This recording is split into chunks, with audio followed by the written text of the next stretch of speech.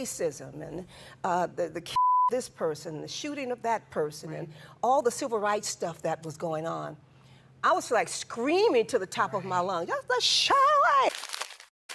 Did you know one of rock's most iconic voices almost skipped the session that made her a legend? Yep, Mary Clayton, who was called in last minute for Gimme Shelter, ended up delivering a performance that's still unforgettable. But there's so much more to her story. Her journey is a mix of raw talent, serious determination, and moments that left their mark. Let's dive into the story of this absolute legend.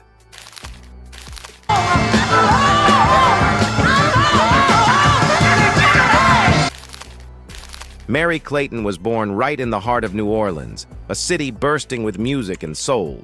Even her name, Mary, matched the festive energy of her Christmas Day debut. She grew up surrounded by love, faith, and a tight-knit community, thanks to her parents, Eva B. Clayton and Reverend A.G. Williams, Sr. Her dad was the pastor at New Zion Baptist Church, and that place wasn't just a church, it was her world. Between the gospel anthems and the powerful choir sessions, Mary discovered her gift. That little church became the stage for her first steps into a life full of music and stories, where she started shaping the voice that would make waves later on. Mary's voice was like the secret weapon for some of the biggest names in music.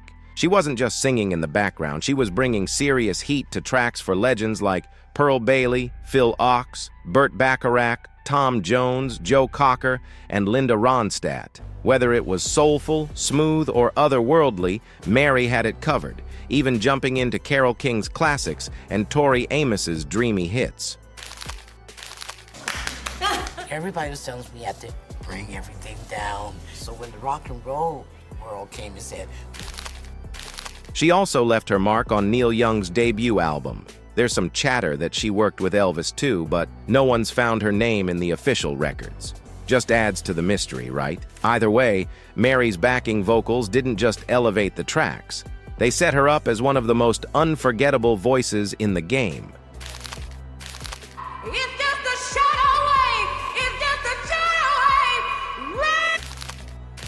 Mary was often caught in a struggle between recognition and invisibility. As a black woman in the music biz during a time when racial and gender inequalities were everywhere, her talent was sometimes pushed aside or ignored by the mainstream. While people in the industry who really got her artistry knew just how incredible she was, most of the public only saw her as the person who worked with bigger names, not as the star she truly was. Her talent was undeniable, but the spotlight she deserved was always slipping through her fingers. Working with massive artists was great, but it also meant her solo career was constantly overshadowed.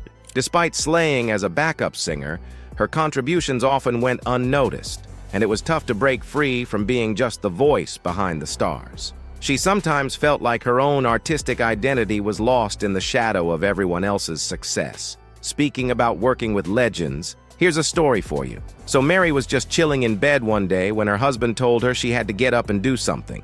She wasn't having it, but he was like, "Nah, you need to go. These guys are from England, and this is important." "Baby, I'm in the bed. Baby, maybe you need to go and do this." I said, "I'm not going anywhere." He said, "Oh yeah, you're going. You need to. you need to go and do this. These boys are from England." So what does she do? She gets up, stomps around like she's on a mission, pulls out a Chanel scarf, wraps it around her head, because of course, throws on a fur coat, and slaps on a little blush. Looking fab, she heads out to the car waiting for her. They roll up to the studio, and she spots these wild dudes coming from the back, looking like they'd been up to no good. We go to the studio, and I see these little wild guys coming from the back of the studio. You know what they've been doing. Coming from the back of the studio, here they come, walking wild and crazy. They say hello, and she's like, "Yeah, I'm married." But what she really wants to know is what they need her to sing. They show her the song, and she's cool with it, until they get to that really intense part. So they're recording Gimme Shelter, and she's doing her thing, hitting those notes, but they tell her to go hard on the part about rape. She's like, no way, I'm not singing that. But they explain the meaning behind it, and she's like, "Okay, I get it now." As soon as she starts singing, though, something just clicks. All the chaos going on in the world at the time, the civil rights movement, racism, all of it, just hits her. And she belts out the lyrics like it's coming straight from her soul. The guys in the booth are losing it, cheering her on, and she's like, all right, let's do this one more time. That time, the racism and the killing of this person, the shooting of that person, and all the civil rights stuff that was going on. I was like screaming to the top of my lungs, let's show it! She gives it everything she's got, even throwing in an extra take for good measure. Finally, after they're still hyped, she says, "Good night," and that was a wrap. Little did she know she had just made history with one of the most iconic backing vocals in rock music. And I said thank you and good night, and that was it. Thus, Gimme Shelter. But behind that iconic track is a story most people don't know. Mary Clayton was pregnant when she recorded that legendary performance for Gimme Shelter. But the next day, tragedy struck. She suffered a miscarriage, something she later said happened because of the physical toll the session took on her. Mick Jagger was there, and he knew how powerful her performance was, but he never publicly mentioned what happened after. That wasn't the only curveball life threw her. Mary went through a tough loss when her husband, Curtis Amy, passed away in 2002. Curtis, a well-known jazz saxophonist, was a huge part of her life, both in and out of the music world. They'd been together for years, and one can imagine his death hit her hard. Not only was he her life partner, but he was also her biggest supporter in her music career. Losing him left a massive void in her world. In 2014, Mary's life took a shocking turn when she was in a serious car crash that resulted in the loss of both her legs below the knees. It was a devastating moment that came with a whole lot of pain, physical, emotional, and mental. But instead of letting it break her, Mary showed some serious strength. Her recovery was nothing short of amazing. After the crash, she took some time to adjust to her new reality, tackling both the physical and emotional challenges head-on. She didn't hide her struggles, but she made it clear she wasn't letting anything stop her. Despite everything, she kept her love for music alive, and her determination became a major inspiration for anyone watching her journey.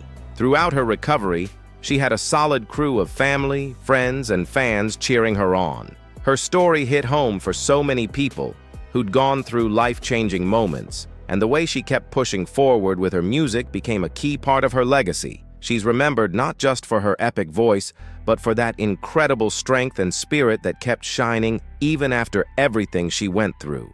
Okay, now let's talk about her incredible career.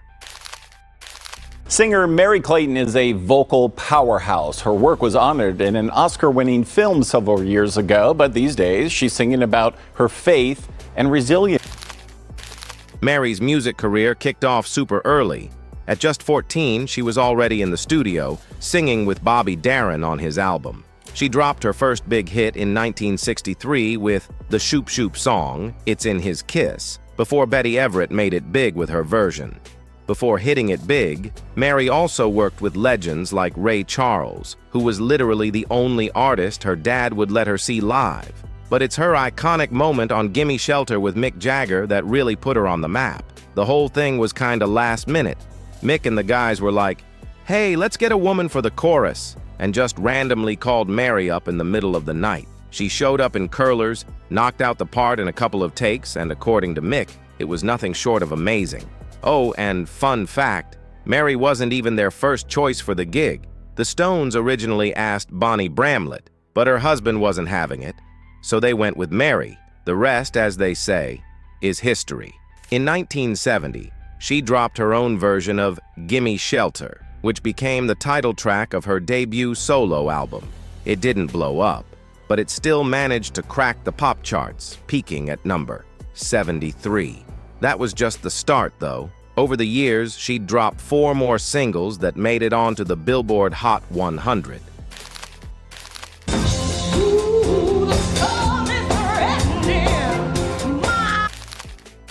Later that same year, she made her mark on a couple of soundtracks. She sang a live version of Lift Every Voice and Sing for Brewster McCloud, and also lent her voice to Performance, a film by Donald Cammell and Nicholas Roeg. By 1971, Mary co-wrote the song Show 'Nuff a track dedicated to her mom. Then, in 1972, she went big and took on the role of the original Acid Queen in the first London production of The Who's Tommy. She kept making waves in the 70s, too. In 1973, Mary joined Ringo Starr on his hit Oh My My, which made its way into the top 10. And don't forget, along with her go-to backup singer Clyde King, Mary also gave her vocals to Lynyrd Skynyrd's classic Sweet Home Alabama. In the mid-70s, she sang on the Blackbyrds' hit Rock Creek Park and kept dropping solo albums throughout the decade, racking up a few minor hits on the R&B charts. She kept slaying the soundtrack game in the 80s. She sang You're Always There When I Need You, the title track for the Get Smart movie, The Nude Bomb, and dropped the hit Yes from Dirty Dancing, which made its way to number 1, 45 on the Hot 100. In the mid-80s, she joined a gospel group called Brilliance, formed by Della Reese. They released an album in 1986 on Atlanta International Records. By 1987, Mary was on the big screen, co-starring with Ali Sheedy in Made to Order. She also had a role as Verna D. Jordan in the final season of Cagney and Lacey that same year. In 1989, she recorded a cover of Almost Paradise with Eric Carmen. Then, in 1994, she sang backing vocals and even got in on the Man with the Golden Gun bridge for Tori Amos's iconic Cornflake Girl. Fast forward to 2006, and Mary was backing vocals for Sparta's album Threes on the tracks Atlas and Translations. Then, in 2013, she released The Best of Mary Clayton, a compilation of her favorite jams. She was featured in the 2013 documentary 20 Feet from Stardom, which premiered at Sundance and went on to win an Oscar for Best Documentary.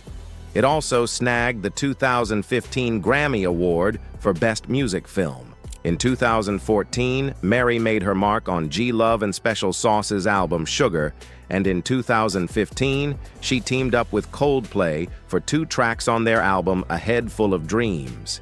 And in 2021, she dropped her solo album Beautiful Scars. And that's a wrap on today's story. If you enjoyed it, don't forget to like, subscribe, and hit that notification bell so you don't miss out on more. See ya.